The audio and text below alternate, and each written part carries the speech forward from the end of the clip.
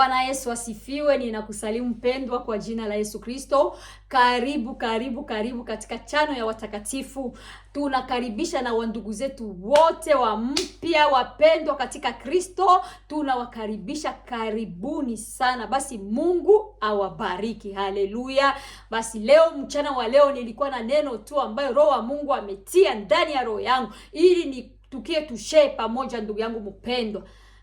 Hiyo neno ilikuwa maana yake ya maombi ni nini? Ndugu yangu mpendwa, tutaenda kuangalia maana yake ya maombi ni nini. Maombi ambayo watu wanaombaka, maombi ambayo watu wanaendaka makanisani biko wanaomba, maombi ambayo watu unaonaka biko mu machumba ya maombi biko wanaomba, maombi ambayo wewe peke yako as individual unaendaka kuomba. Ndugu mpendwa, ile maombi unakuwa unakamata unaomba wewe peke yako. Tutaenda kuangalia maana yake ya ile maombi.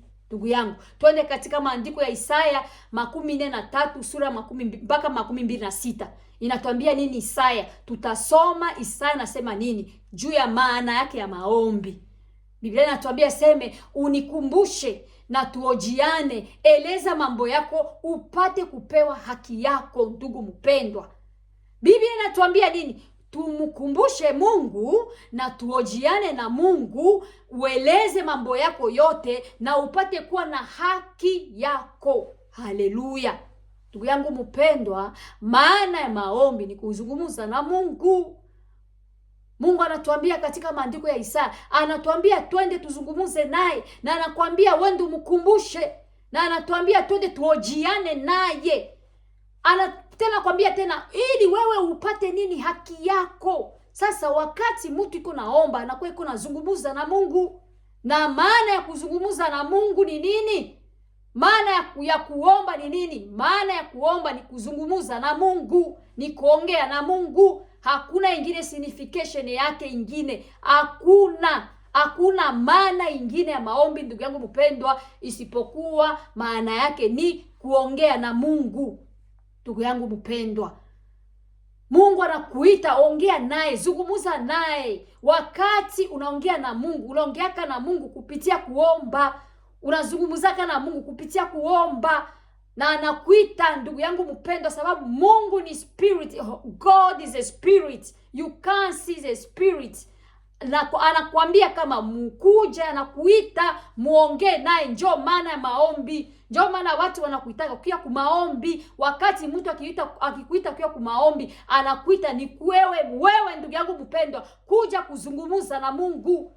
Hawakuiti juu kukuye tu ionekane ukuye. Hapana, bana kuita kuya uzungumuze na maombi. Njoo maana watu wanawaitaka kila siku, usiku na mchana, mukuje tuombe. Bana kuinvite machumba maombi, bana kuita, bana panga maombi, magrupe wanaita, wanafanya maombi. Ile yote wanaita ni sababu watu wanatamani kuzungumza na Mungu. Njoo maana mtu akikuinvite ndugu yangu mu maombi, anakuita ni kuzungumza na Mungu. Wakati ukikatala kuja kwa maombi, maana yake unakatala nini? Unakatala kuzungumza na Mungu. Sio kukatala wale watu wenye wanakuita ndugu yangu. Unakatala ni kuzungumza na Mungu. Ni hasara sana ndugu yangu wakati watu wa kuinvite kuja kwa maombi na wewe unakatala. Maana yake unasema sitaki kuzungumza na Mungu.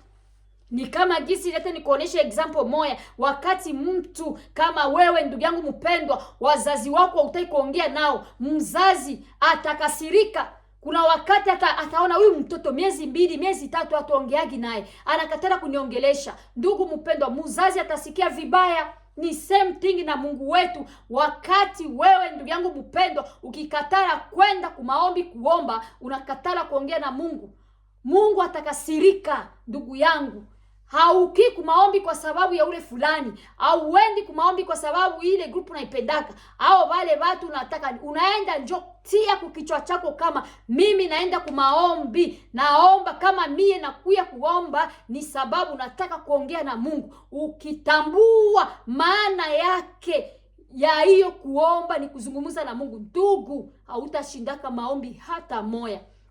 Njoo maana leo nilisikia Roho wa Mungu akanambia leo wende usungumuze sana maana maombi, sababu watu wengi hawajui maana yake ya maombi. Jua nini wanaomba, ni kwa nini wanaomba. Ndugu yangu mpendwa, sasa Ngwani kuonesha sasa kitu kingine. Na ni juu ya nini tuombe? Na juu ya nini tuombe? Juu ya nini batu bakubatie ma priere, ma veille de priere? Juu ya nini ndugu yangu mpendwa batu batie ma groupe de priere? Juu ya nini ndugu yangu mpendwa batu banabaita kila siku kumaombi, mke kumaombi, kanisa banaomba, banafunga? Ndugu mpendwa, ngwani kuambia kitu cha kwanza, hiyo kuomba njo njia ya pekee ya Mungu alitupatiaka kuongea naye.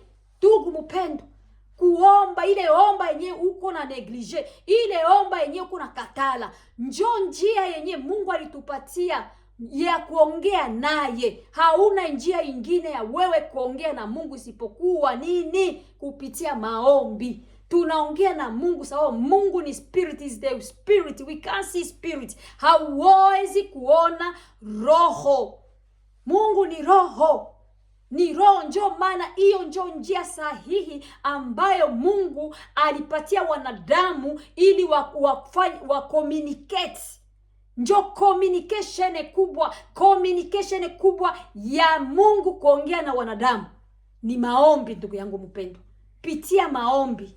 Sasa wakati ya uombaki hauna communication na Mungu, wakati ya utaki kuomba hauna communication na Mungu. Mungu alifanya hicho kitu, njo njia sahihi, njo njia ambayo Mungu alifanyaka ili sisi wanadamu tuwe tuna communicate na Mungu wetu ambao ni baba yetu, muumba wetu. Ndugu yangu mpendwa, na hiyo njia maombi njo njia pekee ya kusababisha Mungu atende. Kupitia maombi njo Mungu anatendaka ndugu. Mungu anatendaka ndugu, anatendaka na kuka na jibu mahitaji ya watu ni kupitia maombi. Mungu anafunguaka watu kupitia maombi. Mungu anafanyaka miracles kupitia maombi. Ndugu yangu, Mungu anatendaka na jibu mahitaji yako kupitia maombi. Mungu anakuwaka na anaponya kupitia maombi. Anakuwaka na operate kupitia maombi ndugu. Operation zote zinapitikanaka ni kumaombi ndugu mpendwa. Because maombi ni something cha spiritually, ni mambo ya kiroho ndugu. Maombi, ile maombi yenye kuna neglige, ile maombi yenye hautaki ndugu yangu mpendwa, njoo yenye kuna valeri. Mkristo hauna maombi, umekufa kiroho ndugu. Is easy the devil to come in your life, to destroy your life, kama hauko mtu wa maombi. Maombi ni silaha ya Mkristo. Ndio kisa wanasema maombi ni silaha ya Mkristo. Kama uko mtu wa maombi, sio biomba tu. Sio biomba, ni maombi kabisa. Ile yenye unajua kama mimi hiyo siku siku yangu ni siku ya kuongea na Mungu wangu. Unafunga simu, unafunga communication, unafunga mahusiano zingine za nje, unafunga fikira zako, unakamata, unafunga kila kitu, unasema leo ni siku yangu ya kuongea na mimi na Mungu wangu. Ndugu yangu mpendwa, maombi, kupitia maombi ndio Mungu anatendaka. Na kingine kitu ngani kwambie, kupitia maombi njoo kwenye tunamsogeleaka kiti cha rehema. Kiti cha rehema tunakisogelea kupitia maombi. Wakati unaomba njoo tunapata rehema za Mungu. Wakati uko kumaombi njoo tunasamehewa dhambi zetu kupitia maombi. Tunakuwa tunasogelea kiti cha rehema kupitia maombi. Wakati tunaomba Mungu msamaha ni maombi. Tunasamehewa dhambi, maombi. Tunakubaliwa kupitia maombi. Tunasafishwa kupitia maombi. Tunatakaswa kupitia maombi. Tunasafishwa dhambi zetu. Ndio maana Biblia inasema mkuje tuombe. Anatuambia katika maandiko ya Chronicle. Anasema nini? Watu wangu wakinyenyekea, watu wangu wakikuja mbele zangu, wakitubu dhambi zao. Ndugu mpendwa, Mungu anasema nini? Nitawasikia watu wangu na tena nitafanya nini? Nitasamehe dhambi zao na nitakuwa pamoja na nitakuya mahali wanaishi, nitakuwa pamoja nao. Ni kupitia maombi ndugu yangu. Maombi ni ya muhimu sana ndugu yangu mpendwa. Kama uko Mkristo mwenyewe una maombi, ni ajabu, ni hatari sana. Is very dangerous ndugu yangu mpendwa. Maombi ndio silaha kubwa ya Mkristo anapaswa kuwa nayo. Kupitia tu maombi. Mambo mingi napitikana kama maombi yenyewe wewe hata ujui, ya kiroho ndugu yangu. Na hiyo kupitia maombi ndio njia pekee ya kumtegemea Mungu. Tunamtegemeaka Mungu kupitia maombi. Tunasubiri tunakuwa tunasubiri Mungu atujibu. Kupitia maombi tunamtegea, tunaombaka kwa imani. Kila kitu tunaombaka ni kwa imani ndugu. Tunajibiwaka ni kwa imani. Wakati tunaomba ni imani, tunamtegeaka Mungu, tunamwongeaka Mungu atujibu mahitaji yetu. Tunangoya Mungu atujibu, tunangoya Mungu atende miujiza na maajabu. Kupitia nini? Kupitia maombi. Njoo njia kumtegemea Mungu. Hauna tegemeo lolote ndugu yangu mpendwa. Wanadamu, ukataka ukimtegemea mwanadamu hata kusaidia. Pesa yako ukitegemea haitakusaidia. Mali yako ukitegemea haitakusaidia kitu ndugu yangu mpendwa. Hata rafiki yako, hata mama yako mzazi, baba yako mzazi, ukiwategemea hakuna cha watakusaidia. Lakini ukimtegemea Mungu kupitia maombi, Mungu atajibu. Wakati tuko be patient. Ndio maana natuambia kuwa tu patient. Utaona Mungu atatenda. Anajibu kwa maombi. Ndio maana namuita ni Mungu mwenye anakoga na jibu kwa moto. Na akijibu anajibu. Yeye ni mwaminifu. Anatusikia ndugu yangu mpendwa. Anakwambia mimi ni Mungu mwaminifu. Sio Mungu muongo. Siwezi kusema leo kesho niseme hiki nibadilike. Hapana. Tunamtegeaka Mungu kupitia maombi ndugu. Tunangoja jibu kutoka kwake. Ni maombi. Tunajibiwa kupitia maombi. Hakuna kitu kingine ndugu mpendwa. Maombi ni ya lazima sana kwa Mkristo. Ni ya lazima sana. Ni ya lazima ndugu yangu mpendwa. Kama uko mtu mwenyewe una maombi ni shida sana. Shida sana, na utakuwa na shida na Mungu. Utakuwa na shida na Mungu kama uko mtu mwenyewe uko mtu wa maombi. Sasa ngwani kwambie, kitu gani kinafanyaka sasa batu wakatale kuomba?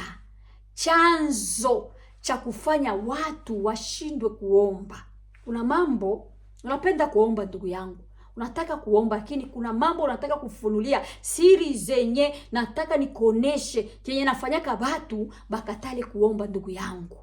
Unakuta unapenda kuomba, unataka kuomba, lakini kuna vitu fulani biko katika maisha yako bina kufanya ndugu yangu kuomba unashindwa. Ulikuwa mtu unaombaka saa 2, unakuwa unaomba saa 1. Ulikuwa mtu unaombaka saa 1, unaona unaenda kuna rudi nyumba, unakuwa unaomba 20 minutes. Ulikuwa mtu ambao ulikuwa unaombaka masiku 2, siku 3, unasogelea Mungu, unaomba, unabubujika mbele za Mungu. Sasa ulikuwa mtu ulikuwa unafungaka kufungu na shindwa ndugu. Ulikuwa mtu mwenyewe ulikuwa ukisema kifunga 1 week unafunga kabisa na njala usikii, lakini wakati ukidecide naanza kuomba njoo saa njale na kuanzia. Ndugu, kuna mambo nataka kukuonesha. Kitu gani kinafanyaka batu wakatale kuomba, batu warudi nyuma, batu kabisa moto wa Mungu shuke kabisa, moto wa Mungu shuke, bashuke. Ndugu, kuna mambo yenye iko kumaisha ya mwanadamu njoo inafanyaka. Kitu cha kwanza kikubwa sana ni zambi. Ndugu yangu, zambi ndio inafanyaka mtu na kuambia maisha maombi kufe. Zambi ndio inafanyaka mtu maisha yake ya kiroho isikomale, isikuwe kitu kimoja. Zambi ndugu, ukiwa mtu mweko zambi ya kuzini, zambi ya uongo, zambi ya bwizi, zambi ya mchonganishi, zambi ya kuteta, zambi ya manunguniko, ya kukosa kusame. Zambi yoyote ambayo kitu chochote kinaitwa zambi. Kama mtu anaishi muzambi ndugu yangu, kuomba inakuwa nguvu. Hakuna gisi uombe wakati uko mtu mwenye zambi. Sababu nakwambia ndugu yangu, Mungu anasema yeye ni mtakatifu. Mungu wetu ni mtakatifu ndugu yangu. Kwa Yesu Kristo hakuna zambi. Anasema mimi napenda wenye zambi, lakini sitaki zambi. Anakatala zambi, mimi anapenda wenye zambi. Kila nakatala zambi. Sikia nakwambia Biblia nasema na anatuambia Yesu kama maombi ya wenye zambi ni fujo, tena ni malalamiko mbele zake. Wakati kama uko mtu ambaye unaishi kwa maisha ya zambi ndugu yangu, ni vigumu sana ukuwe na maisha maombi. Hauwezi kuwa na maisha maombi wakati unaishi muzambi. Is hard. Utarudi nyuma. Hata ulikuwa na moto wako ulikuwa kama 70%, ndugu utashuka, utakuwa 10 even 5%. Nakwambia Sasa ukiishi maisha ya dhambi, maisha haina msimamo wote, maisha ya baridi sio moto ndugu. Hiyo maisha ukiishi eko, maombi au utakuwa maombi. Maombi itakushinda sababu dhambi inakutawala. Dhambi iko ndani yako. Dhambi itaikaa ndani yako. Sababu gani ndugu yangu mpendwa? Sababu ulipatia access dhambi kakuya kwa maisha yako na ikaika. Sasa utakuwa mtu wa maombi. Maombi itakushinda. Ndio chanzo cha kwanza chenye watu wanafanyaka, kinawafanyaka watu wasiombe. Dhambi ni silaha kubwa sana yenye shetani anakuwa anaitilize juu ya wewe ndugu yangu mpendwa, kwa kukushusha ile level yako ya maombi, kukushusha, kukutosha ile mudi wa maombi ulikuwa nayo, kukurudisha nyuma. Ulikuwa mtu mwenye naomba wana wa uombi tena hawana wa, unakuwa unashindwa kuomba. Hata wakati mwingine sio kunaomba, unaanza kubae, unaanza kupiga miayu. Wakati mwingine unashindwa hata kuomba, unakuwa kukutana unaomba, unata maombi, unasikia kuna maombi ndani yako ya kuomba. Why? Dhambi. Ndugu mpendwa, jitenge na dhambi, mtoto wa Mungu, jitenge na dhambi. Acha dhambi. Dhambi itakutenganisha na Mungu. Dhambi itakufanya uwe mbali na Mungu. Dhambi itakurudisha nyuma. Dhambi haipelekanaki mbele ndugu yangu, inarudishanaka mtu nyuma. Na kingine kitu ndugu mpendwa, ngoja nikoneshe kutii matakwa ya mwili huyu, kuitika mwili kutawali. Ndugu, kitika mwili kutawali, kutii matakwa ya mwili. Ndugu, ukipenda mwili njoo ukutawali kwa maisha yako, hautakuwa mtu wa maombi. Utashindwa kuomba sababu kitu cha kitakuwa kinakutawala ni mwili.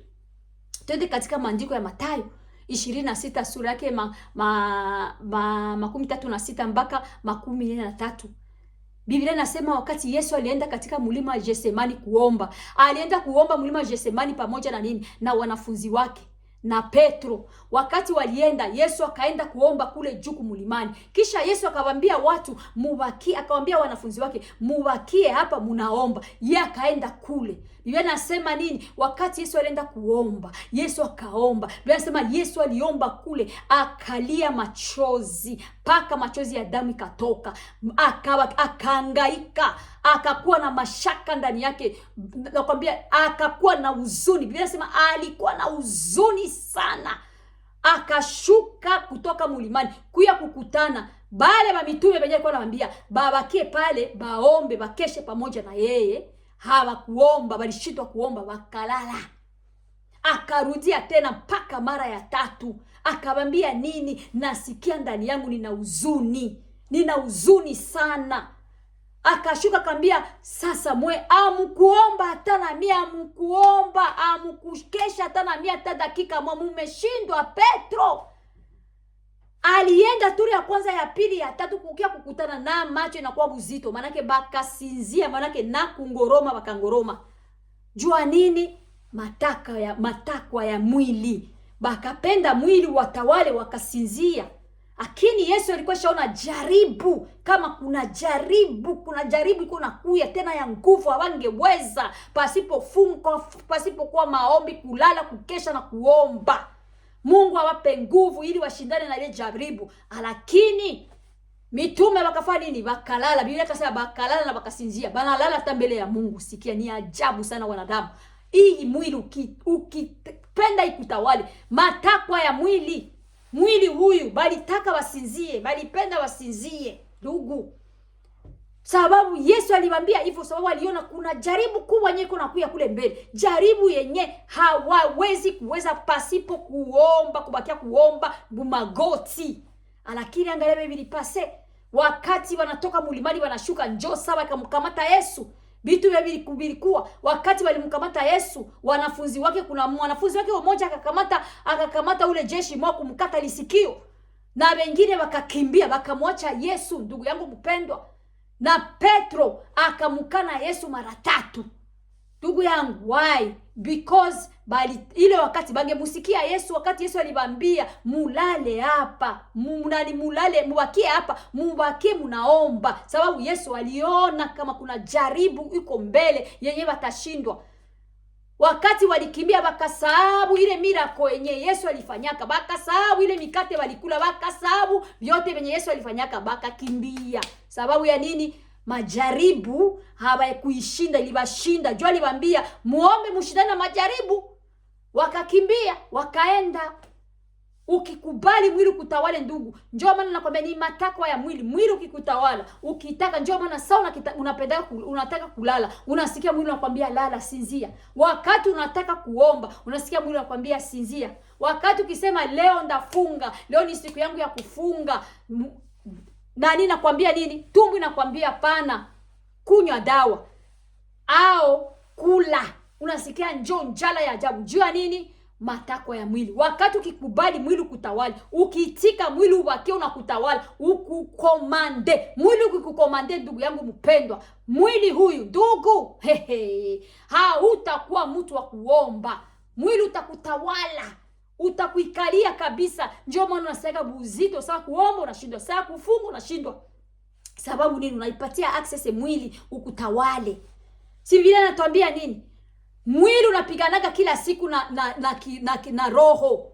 Sasa wakati ukikubali mwili utawale roho, roho nayo nini? Haitakuwa na kazi. Lakini wakati ukikubali roho itawale mwili, mwili naye haitakuwa na kazi. Kila siku vinapiganaka. Njoo maana unaona wakati ukisema leo na decide kuomba, unasikia mwili unakwambia unachoka, una madao unakunywaka.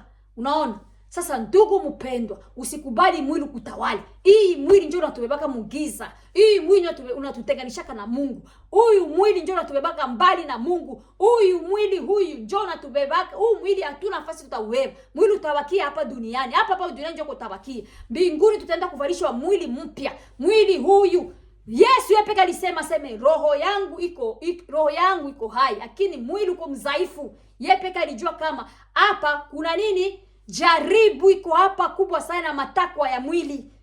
Matakwa ya mwili ndugu. Kama Yesu angekubali kwenda mlimani kuomba, kukubali kukesha ndugu, ingekuwa sijui ingekuwa vitu gani benye vingepase.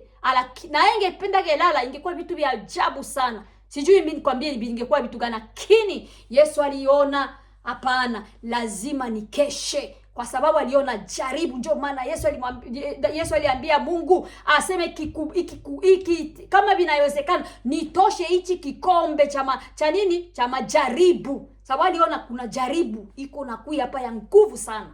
Basi ukitaka mwili kutawale ndugu yangu, utakuwa na shida na Mungu. Au utaomba hai mwili ukikutawala. Ukitaka mwili upende urelax, upende kulala, ikwambie sote ulale. Mwili ukwambie usifunge. Mwili ukwambie hapana usifunge. Sikia nikwambie, hakuna maombi utaomba, bitakushinda. Kitu kingine chenye kinafanyaga mtu kimufanye aombaki ya kukosa Roho Mtakatifu ndugu. Acha nikwambie katika maandiko ya Warumi 8:12 mpaka 17 inasema nini? Warumi natuambia kadhalika Roho naye hutusaidia udhaifu wetu. Kwa maana hatujui kuomba jinsi itupasavyo, lakini Roho mwenyewe hutuombea kwa kuugua kusikoweza kutakwa. Unasikia manake?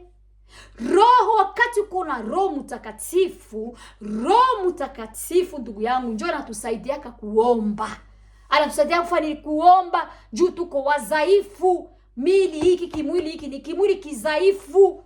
Hiki kimwili kitakuletea tu udhaifu, lakini wakati uko na Roho wa Mungu, hauhitaji ndugu yangu mpendwa kupushi kwenda kuomba. Hautahitaji hata wakwambie kuya uombe, wakuite kuma grupe kuya uombe. Ndugu, ukikuwa na Roho Mtakatifu utabubujika. Roho Mtakatifu anabubujikaka ndani yako. Roho Mtakatifu atakujaza nguvu za kusimama, za kushindana na hizo majaribu, za kushindana na hizo dhambi, za kushindana na hii mwili. Roho Mtakatifu ni walazima sana. Pasipo Roho Mtakatifu ndugu, utakuwa mtu muombaji. Ukiwa na Roho Mtakatifu anakuwaka ndani yako, atakujaza nguvu ndani yako, atakujaza upako, atakujaza mamlaka, atakupa nguvu ya kusimama. Ukiwa na Roho Mtakatifu unasiaka tu kila saa yote unajazwa, unakuwa saa yote unajazwa. Ukitembea ni kujaza, utembea ni kusema kwa lugha, ukirudia hinda basendekeria se, ukitoka ukirudia huku ni unasema ni kwa lugha tu, unabubujika. Ukienda ukitembea kazini ni kububujika, saa yote ni kuomba. Hautachoka ndugu kuomba, hutasikia kuomba, utapenda ubakie uwepo wa Mungu, ku presence ya Mungu, sababu utakuwa unajazwa nguvu za Roho Mtakatifu. Kama una Roho Mtakatifu ndugu, utashindwa kuomba. Ndio maana unahitaji Roho Mtakatifu, ujazwe ndio Roho Mtakatifu, ujaze upako wa Roho Mtakatifu, ububujike na wewe saa yote unakuwa tu unasifu Mungu, unatukuza Mungu, sababu Roho anakuwa ndani yako. Ule Roho anakuombeaka, unakuwa tuko kukazi, unasikia interest dikande keriande wasanda kariande keriase, unaomba ukirudia kukazi, fasi yote kukazi, uko na drive, uko nafanya nini? Kwa sababu gani? Roho anakujaza. We need Holy Spirit, you need the Holy Spirit. Without Holy Spirit ndugu yangu hutaweza. Ndio maana tunahitaji Mkristo kuwa na Roho Mtakatifu. Kama una Roho Mtakatifu Mkristo ndugu, vitakushinda. Hautaomba, utashindwa. Roho Mtakatifu ni walazima sana. Ndio maana ndugu yangu mpendwa, wakati mtu akikatala kwenda kuomba, maana yake hana roho. Hawawezi kukwambia wakukumbushe kuomba, wakukumbushe kwa ule mtu unasikia kuna muinvite kwa maombi, anakatala kuomba, hataki kuomba, anakuwa anasinzia saa ya kuomba, anakuwa na maombi ya kuomba, hana roho ndugu. Roho Mtakatifu haimo ndani yake, haiko. Sababu ukikuwa na roho, Biblia inasema roho njoo anatombeaka, atakujaza maneno ya kuomba. Utakuwa unasikia niko naombaka 2 minutes, unakuwa naomba 1 hour, 2 hours, 3 hours, 4 hours. Huko tu naomba. Haujui toka mwenyewe maneno iko natoka, yeye ndio anakujaza na kuletea. Ombea hiki. Ne roho. Haya. Tunahitaji Roho Mtakatifu, we need Holy Spirit. Ikubali Roho akujaze. Na kama una roho, omba Mungu akujaze roho, akuingize roho wake ili usimame uende ombe na Mungu. Haleluya. Roho njoo anatujazaka nguvu. Roho njoo anatupatia maneno ya kusema. Roho ule tu. Biblia inatuambia njoo mwenyewe anafanya nini? Anatusaidia juu ya udhaifu wetu. Kama uko mtu ambao unaonaka kuomba unashindwa ndugu, umeingiliwa na udhaifu, sasa unahitaji Roho Mtakatifu. We need Holy Spirit ndugu yangu. Na ingine kitu kinafanyaka watu wasiombe, vita za kiroho. Biblia inatuambia nini? Aseme tunapigana na maprince na maprincipality rulers. Vita vyetu, Biblia inatuambia sio vita vya mwili, ni vita vya kiroho ndugu. Njoo mwana unaka wakati ukitaka kuanza kuomba, unaanza kusinzia. Wakati ukianza kuomba ndugu yangu, unaanza shetani anakufanya unakuwa busy. Juu ya kunini? Kukutosha wakati wa kukutosha kabisa usiende kumaombi. Juu shetani anajua siri ya maombi. Tunamwezaka shetani kupitia maombi ndugu. Tunamshindaka shetani kupitia maombi. Hapana maombi ya biombaomba. Maombi ya watakatifu. Shetani anachukiaga watakatifu. Shetani anachukiaga watu ambao wanaomba maombaji. Shetani hapendaki. Anabachukia. Njoo maana shetani anapiganishaka juu ya maombi. Kwa sababu wakati tukiomba ndugu, Biblia inasema nini? Twende katika maandiko ya Danieli 10 mstari wa 12 mpaka 14. Biblia inasema wakati Danieli alikamata maombi ya siku 21. Biblia inasema Danieli alikuwa naomba. Wakati Danieli alikuwa naomba ndugu mpendwa, kulikuwa mambo ilikuwa na pase. Alimsumbua sana shetani. Aliharibisha vitu vya shetani sana. Alivunja vitu vya shetani sana. Alisimamisha vitu vyote vya shetani vya ibilisi, communication, mitandao yote ya shetani. Shetani alikuwa anamjua Danieli. Alikuwa anaona kama huyu Danieli ananisumbua, ananikosesha amani. Shetani akafanya nini? Kwenda kupiganisha Danieli. Ndio maana Biblia inasema wakati Danieli alikuwa naomba, palikuwa prince wa Persi, maprince bale ba prince ba kujuu ambao ilikuwa ni shetani ndugu. Huyo prince unasikia wa Persi ilikuwa ni shetani mtupu tu. Sasa kitu kilikuwa wakati alikuwa naomba, ni lazima shetani akio kupiganisha maombi yake. Shetani apiganishe majibu. Ndio maana wakati ukiomba ndugu, tuna shetani iko pale juu kupiganisha majibu yetu. Juu akuchokeshe, ndio maana siaga mamishale ya ibilisi anatuma. Saa moyo ukiko naomba nasikia anakutumia mishale, anakutumia vitisho. Juu ya nini? Kwa sababu wache tu kuomba. Maombi ni silaha sana. Tunamshinda kama uko mtu wa maombi, utashinda shetani nakwambia. Maombi hapana maombi tu, lakini maombi ile yenye kuna upako wa Roho Mtakatifu, ile maombi yenye kuna nguvu za Roho Mtakatifu, ile maombi ndio shetani anaogopaka. Sasa Danieli alikuwa na maombi ya upako, maombi yenye iko na roho, maombi ya mafuta. Danieli kwa kiomba alikuwa anakosesha. Njoo maana walimkatazaka Danieli asiombe ndugu yangu mpendwa. Njoo maana Nebukadneza alisema sitaki muombe, sitaki, kwa sababu wakati Danieli alikuwa naomba alikuwa anavunja miungu ya Nebukadneza, alikuwa anavunja miungu ya mahali pale kwenye alikuwa ya Babeli. Ndugu yangu mpendwa, njoo maana Danieli bakamkataza kuomba, lakini hakushindwa kuomba. Wakati mtakatifu akisimama na upako wa Mungu na nguvu za Mungu na Roho Mtakatifu, ndugu yangu mpendwa, na kuambia shetani anatetemeka. Maombi tunamshindaka shetani kwa maombi, sababu maombi na umbaka, ndugu mpendwa, tunaumbaka wenye aliwezekani inawezekana kupitia kwa maombi. Ndugu, wakati unaomba unavunja ma communication za shetani, mitandao ya shetani yote inavunja. Wakati unaomba marenyo zao, meeting za watu wa giza unaziteketeza. Wakati kunaomba, ndugu yangu, maombi ya mtakatifu inafungulaka watu ambao wanafungwa biko mprizia shetani, inafataka mpaka kule kuzimu, kwenda kufungua watu wanafungwa, kufungua watu wanaumwa, wanapona, unauponyezi. Maombi tu yenyewe unakuwa unadharau. Ndugu, maombi ni silaha kubwa. Shetani anajua maombi, njoo maana anakukataza kuomba. Njoo maana unaona saba kikuita kuomba. Angalia mkanisa leo, kanisa kama watu wakianza kuomba, uangalie ni wakati wanaomba. Wengine wanapiga midomo tu, wengine hawataki kuomba, lakini saa ikifika muziki kucheza, watu wanasimama kutona watu bote kanisa nzima. Lakini ikifika kwa maombi, njoo wanaona hata sawa anataka watu kwa maombi, mkanisa wanakuyaga wadogo. Unajua njoo nini? Kwa sababu shetani anajua watu wakiomba wataniharibisha vitu vyangu. Watu wakiomba watavunja nguvu zangu. Ndugu, kama uko mtu wa kuomba, ndugu, hautamweza shetani. Na maombi sio maombi tu omba tu. Maombi ya mtakatifu inakuwaka inamharibisha shetani. Anaogopaka watakatifu wakiomba. Ndugu, njoo maana lazima uvikwe nguvu za Roho Mtakatifu. Maombi yako ipenye, ipasue chochote chenye kiko juu ya anga kinafungwa. Ndugu mpendwa, Mungu akusaidie uwe mtu wa maombi. Maombi ni kuongea na Mungu. Wakati ukikataa maombi, ndugu, sijui utakuwa nani. Mkristo bila maombi ni bure. Hakuna, nakwambia ndugu, karama bila maombi. Hakuna ministry bila maombi. Hakuna kazi ya Mungu, hakuna kanisa bila maombi. Maombi ndio silaha kubwa. Hakuna kazi ya Mungu bila maombi. Kila kitu chote tunafanya, hakuna kuhubiri bila maombi. Hakuna unabii, kutosha unabii bila maombi. Nabii mwenyewe kwaji mtu wa maombi, utakuwa nabii gani? Hapana. Yesu Kristo.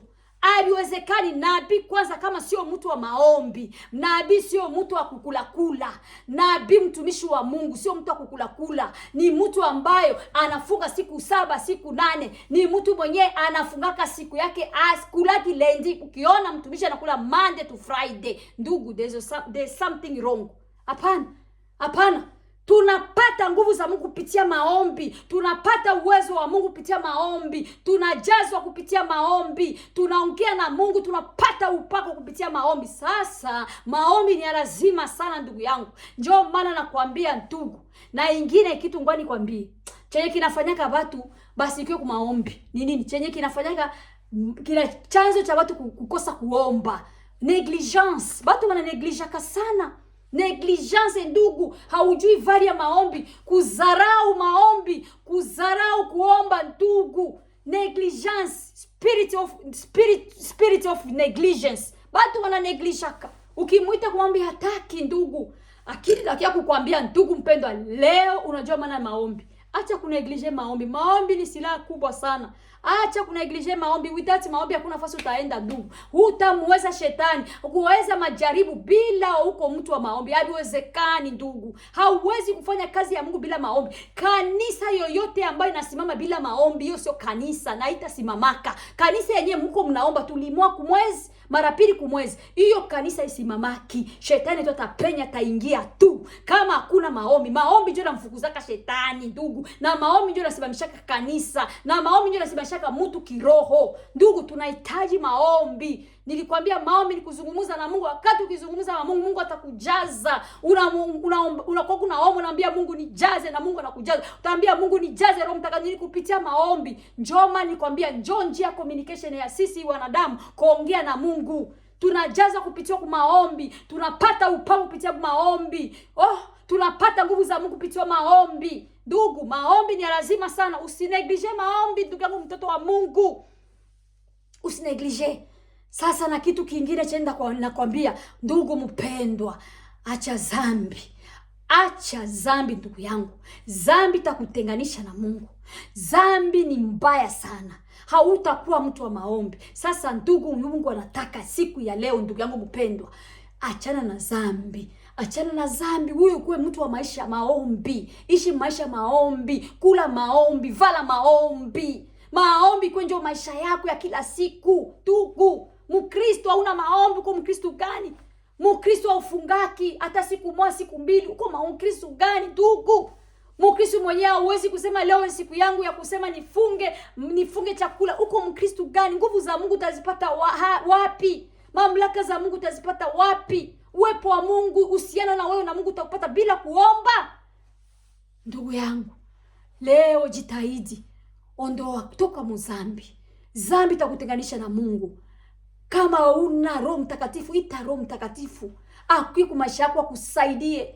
Na kuambia bila Roho Mtakatifu ndugu, hautaishi maisha maombi. Roho Mtakatifu ndio anatuwezeshaka na tusaidiaka. Ujazo Roho Mtakatifu, hautangoya bakuite kwa maombi. Hautangoya ndugu yangu bakupangie siku ya maombi. Baka tu watu bakiomba njoo na wewe unaomba. Bakikuita mgrupe njoo siku yako ya kuomba, hapana. Hapana ndugu, lazima uwe na siku yako yenyewe unatia siku yangu ya mimi na Mungu kuongea. Njoo nikwambie ni kuongea na Mungu. Siku yako nasema nafunga simu yangu, nafunga vitu vyangu vyote, nafunga kila kitu. Lakini leo ni siku yangu ya mimi na Mungu kuongea. Ndugu yangu mpendwa, usingoe mpaka bakuite kwa maombi mengine njoo uende. Usingoe mpaka grupe baanze maombi njoo na wewe kuwe maombi. Hapana, kuwa na siku yako ya maombi, special day for you, ya kutafuta uso wa Mungu, ya kuongea na Mungu wako ndugu mpendwa, kumwambia. Anakuambia nini? Tuojiane. Anakuita mojiane. Njoo kuojiana, maana yake anakuita kwa mwambie mambo yako, kumwambia shida zako. Kwa mweleze mambo yote yenyewe unajua kama binashindikana. Mambo yenyewe ile mambo unaona kama sio haiwezekani. Ndugu yangu, anakuita, Mungu iko pale, anasikia. Anamuita sio kiziwi. Mungu sio kiziwi, anasikiaka maombi. Naye mwenye dhambi na mwenye sio mwenye dhambi, Mungu anasikiaka ndugu. Anasikiaga naye mwenye dhambi. Ya mwenye dhambi anasikia, lakini ukuye kwa sababu ya kutubu. Anakusikia juu, anaona ndani. Wewe unafikiri kama Mungu hajui mahitaji yako?